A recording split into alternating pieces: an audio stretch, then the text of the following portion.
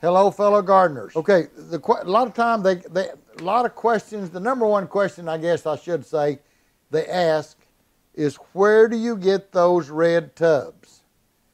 Well, the reason we use those red tubs is because they're available here in our area from the cattle ranchers. Not only do we get red ones, we get blue ones, we get orange ones, we get black ones, we get green ones.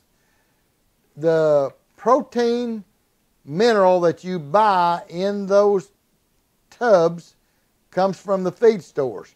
What I would suggest is you go to a feed store somewhere close to you and ask them who has a lot of those mineral tubs where they're feeding, a lot of cattle. Then see if you can't get a hold of them if that's what you want to use. Remember, I've told you that in the previous videos that you don't have to use those mineral tubs. I'm trying to teach you or to get you to use whatever is available in your area. Some places barrels are really inexpensive. $10 to $12 for a food grade barrel.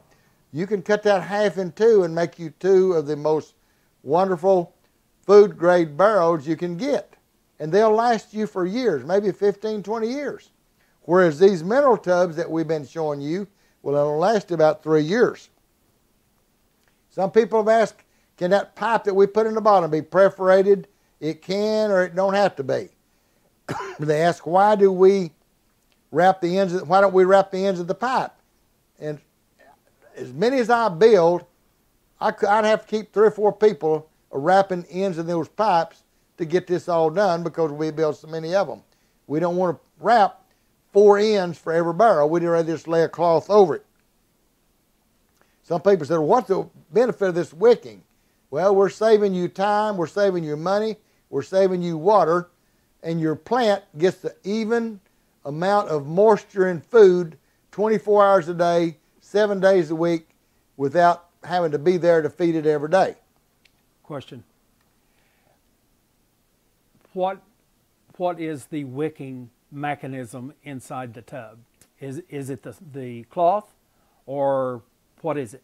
Okay, some of the ladies have asked me, where do I get that wicking cloth? It's not the cloth that we're using for a wick.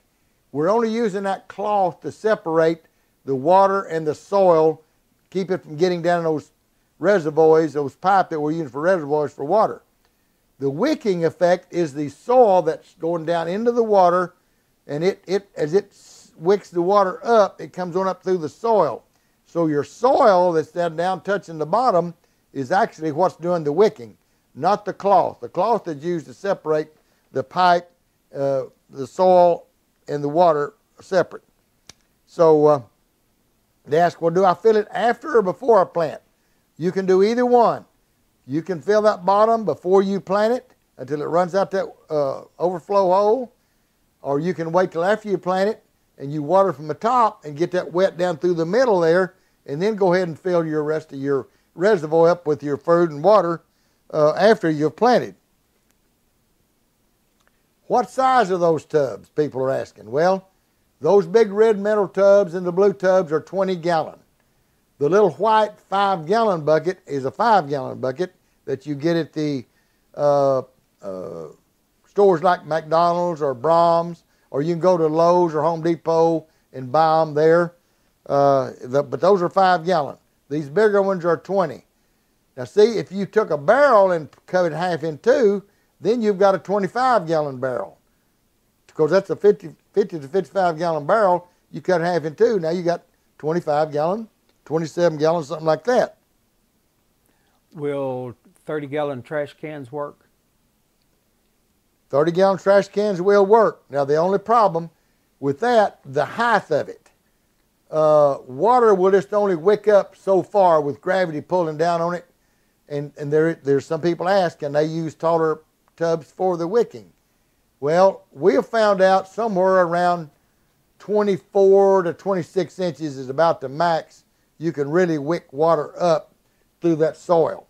So, you take a trash can that's probably 30 to 32 inches tall, you're going to have a hard time wicking that up. I'd rather see you use that trash can as one of those hydroponic cucumber barrels where you just put all water and let the roots grow with the water down in there to suck that thing dry. And there's previous videos on growing cucumbers that I would send you to with those trash cans because they are a little bit tall. Episode 13. Episode 13 is where you go back to use the cucumbers. To the cucumbers, okay. And that tells you how to put the water in, put the fertilizer in, and grow a cucumber in there. Well, there was one I noticed asking, can they use window screen instead of this ground cover to cover their pipe up with? Yes, you can. The reason they wanted to use that screen is they thought that the roots would go down there and go through that screen better than it would that weed cover. It could be a little easier to go through the screen than the weed cover, or you could use shade cloth, either one, to cover them with if you want your roots to go through that cloth. We don't have any problem with the roots just staying there in that water above the cloth, so either way is fine with us. There was a question asked about using sea salt on your plants. They thought salt was bad for your soil. Well, that is true. Certain kinds of salt, that's sodium, that's bad for your soil.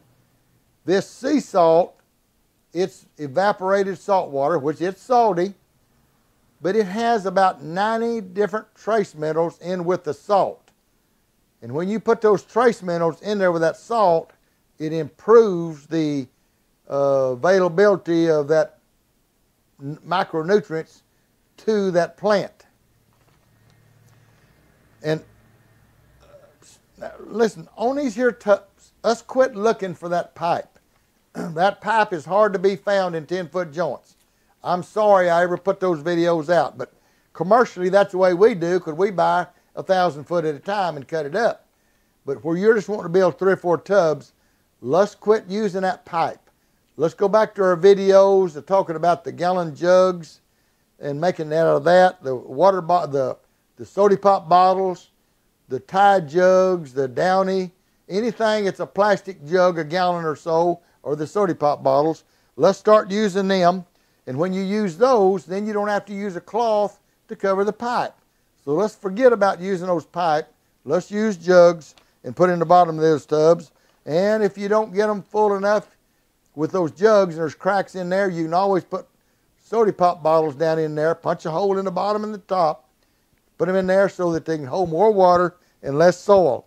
And that keeps it from less drowning when you're out in this rain. Now, another question. On each one of the plastic jugs that you put in, you have to drill the hole in the top and bottom. Is that correct? That's correct. Let's say this was a gallon jug. We would punch a hole here, punch a hole over here.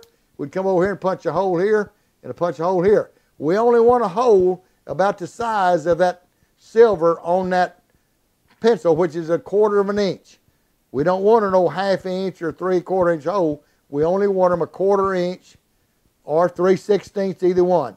Punch them in there so that the water can move back and forth in there and the air can be sucked in behind it or pushed out ahead of it. So yes, put in even the soda pop bottles that you use, punch 2 holes at the bottom and 2 holes up towards the top. I mentioned another video about something about some people are against using plastic. You know, and they asked me, is it harmful? It's got chemicals in it. Well, you know, I'm not a chemist, and I'm sure there's something in there that's not good for us. But you know, we kind of gag at a gnat and swallow an elephant.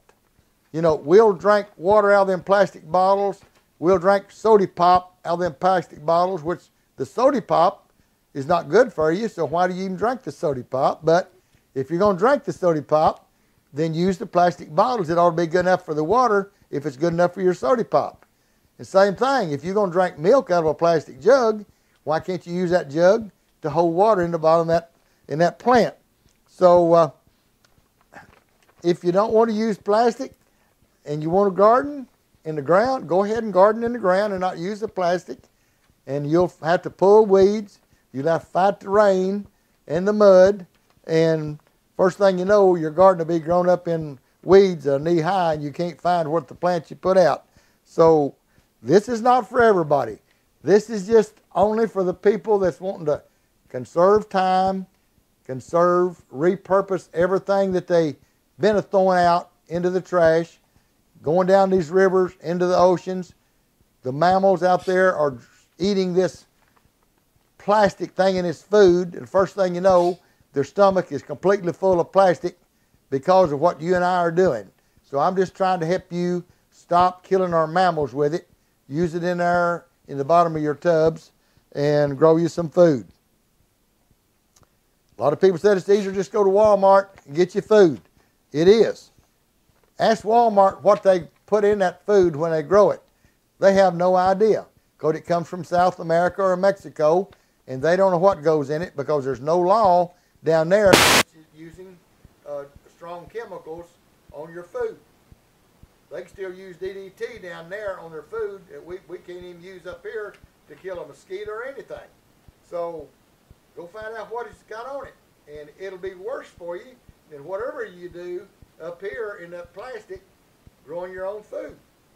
Now, there was a lady asked me the other day, said, my radishes and my turnips and my carrots, I plant them in these tubs and they never make a head on them down there. They don't make a carrot, they don't make a beet, they don't make a radish. What's wrong with it?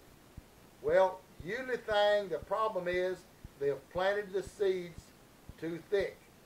Now, you can't plant those seeds every 1/8 inch and come up with a carrot that's an inch around. You're going to have to spread those seeds around, and the beets, even they're bigger, see, the beets are going to be 2 inches or better. So you got to spread those seeds around and not just pile them in there, because what happens, all of those seeds germinate and grow that foliage up there. Number one, it shades the soil where it can't make a good beet or radish down in there. Plus, there's no room to grow that radish. All it can do is just sit there and that taproot just go deeper and deeper and deeper. That's all it can do.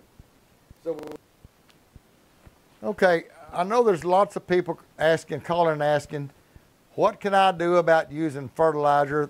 I can't find the kind of fertilizer you use, and I apologize for that too.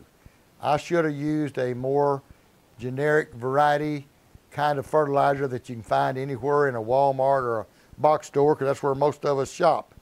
But I'm going to show you one more place. You know, you can find something like a general purpose 20-20-20 Miracle Grow about anywhere you live. I think you can find Miracle Grow.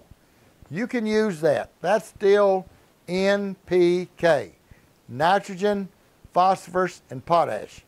20-20-20. That's good to basically start any plant you want.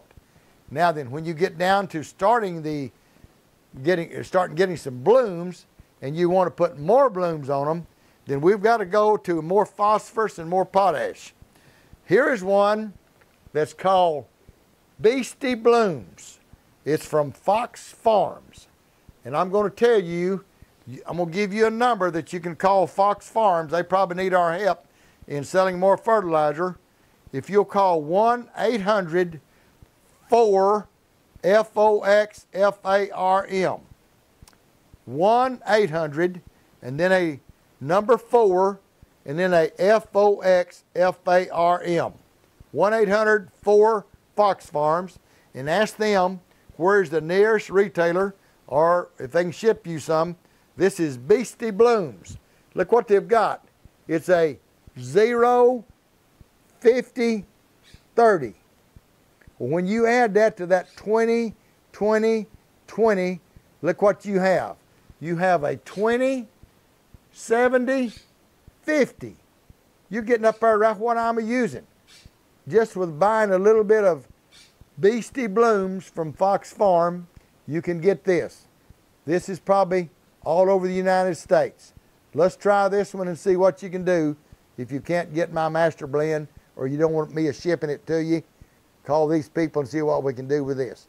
We just got to get some extra phosphorus on and potash and grow you some food. I also have a website, www.foxfarmfertilizer.com. So that'll take you over there, and find this little jar of this Beastie Blooms, and let's put you some blooms on your plants. One other thing I want to talk about today is there's been several ask me, where do you find that help in buying those high tunnels like Daniel Arms has on his place that he got help from the federal government? You go to the USDA Soil Conservation and type in NRCS, National Resources Conservation Services. Okay? You make application with them. I understand you can do it online, or you can go to your county seat where they have one of these federal soil conservation areas at NRCS and make application, and then when you get approved, they will pay about 70 to 80% of what one of these greenhouses cost, these high tunnels. Now, they don't pay completely all of it. It's a cost share project. They're going to pay 60, 70, 80% of it according to what you qualify for. And then you're going to pay the other 20 or 25% plus the installation.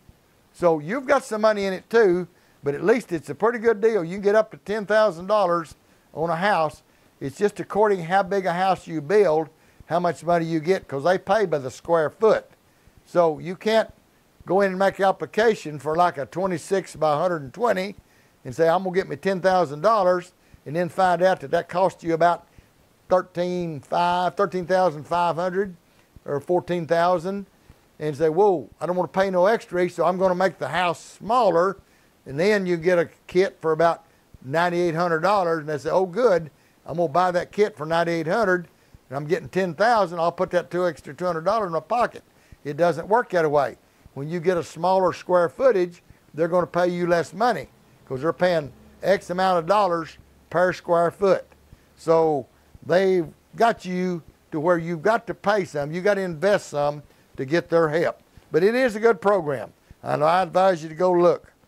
Okay, if you like this video, ring the bell, punch the button, and subscribe, and we see that you like them, we'll make you some more videos.